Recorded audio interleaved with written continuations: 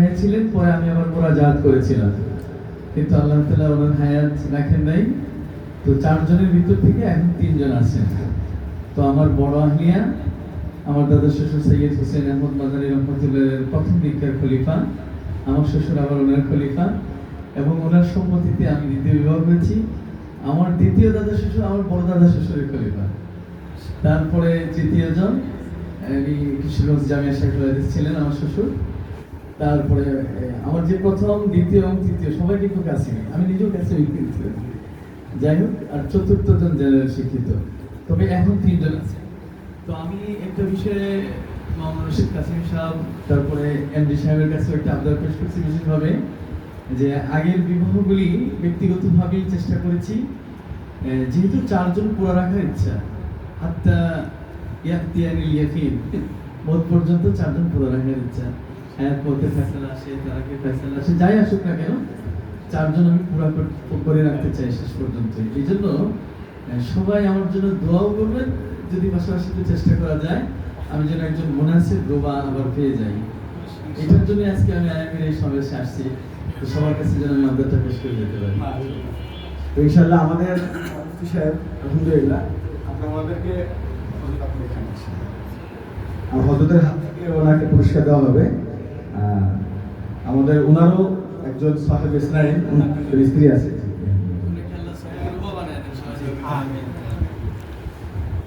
আলহামদুলিল্লাহ, আমার বর্তমান 2 জন স্ত্রী। তো দ্বিতীয় জন খুব বেশি সময় হয়নি, 1.5 বছর, 1 বছর কাছাকাছি আর কি, 1 বছর দ্বিতীয় হয়েছে এই টাইপের। তো ইনশাআল্লাহ আমি অতি সত্বর আল্লাহর কাছে চাইতেছি যে অতি সত্বর আল্লাহ তাআলা মিলাই দেন, বাকিগুলো যেন নেশা পূরণ করতে পারি, 4 পর্যন্ত যেতে পারি। তো অলরেডি তৃতীয়র জন্য খুব চেষ্টা চলতেছে, আল্লাহ পাক যখন কবুল করবেন ইনশাআল্লাহ হয়ে যাবে। আমরা আমার শ্বশুর যেহেতু আমাদের আইএমডি প্রথম এবং আমাদের আইএমডি যে ওনাকে ডাকো না, কোথায় উনি, এটার কি সমস্যা আছে ভাই? মাইক্রোফোনে বারবার লাইন চলে যাচ্ছে।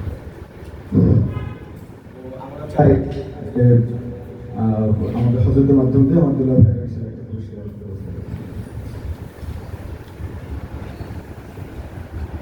আলহামদুলিল্লাহ, আমরা আপনাকে শুনতে চাই যে আপনার এখন আপনি 4 জন স্ত্রী এবং আপনার পরিবারে এখন সদস্য কতজন? আলহামদুলিল্লাহ, গত 3 বছর আগে আমার পরিবার সদস্য ছিল মাত্র 5 জন, আমি সহ। 3 বছরের মেহনতে আল্লাহর রহমতে এই বছর আমার হিসাব করলাম বর্তমান সদস্য সংখ্যা আমি সহ 18 জন। বর্তমানে 18 জন আছে। আমরা আরো একজনকে রেখে দেবো, ডাক্তার সাহেব আসেন। আমরা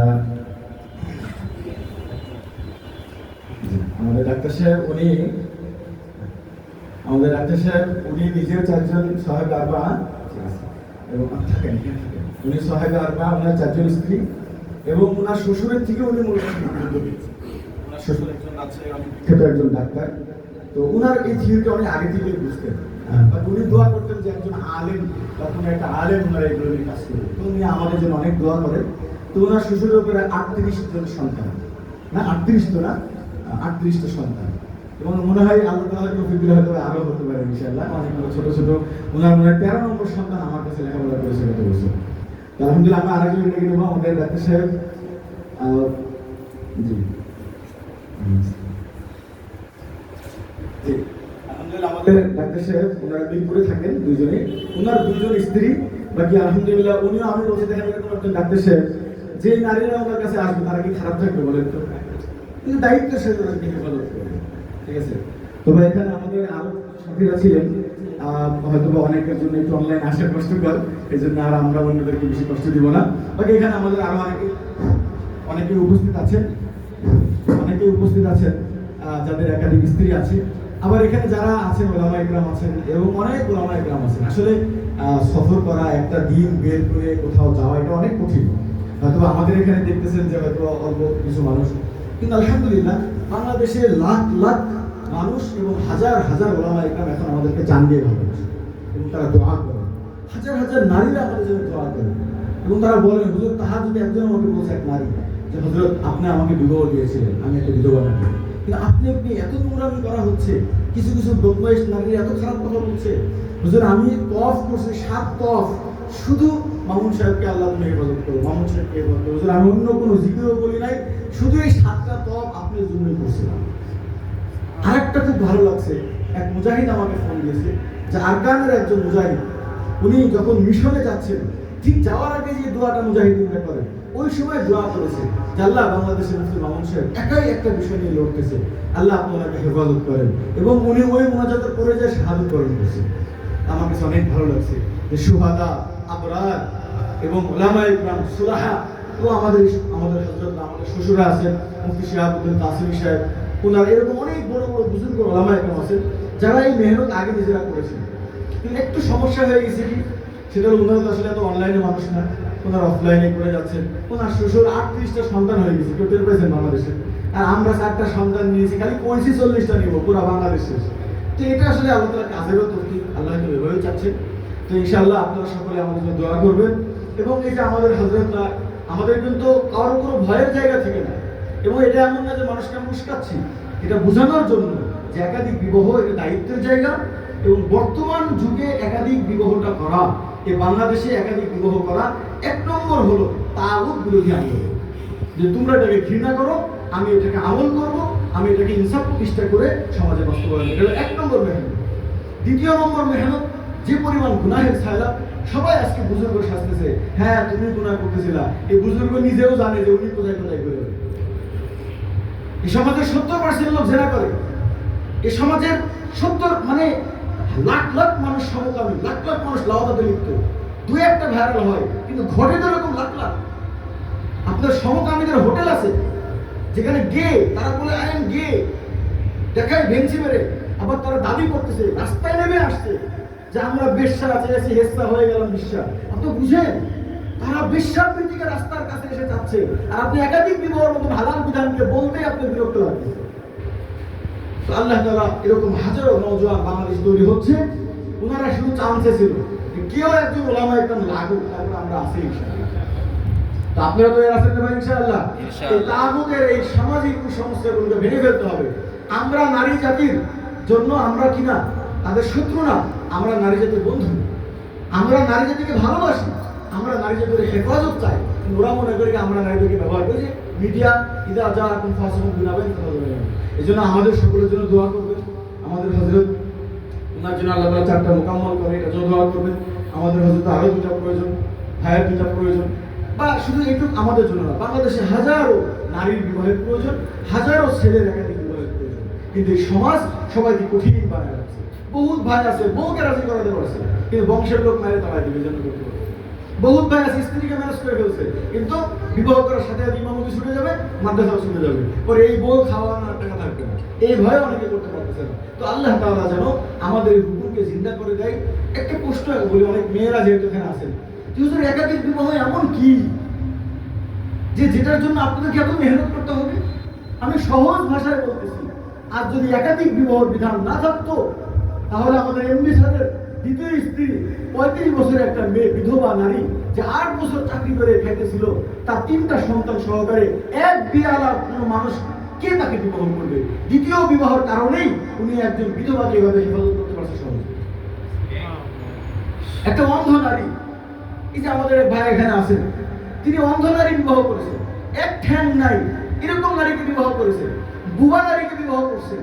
তো ভাই একাধিক বিবাহ যখন পুরুষদের জন্য সচল থাকবে, তো নারীরা সহজে সহজে ঘর পাবে।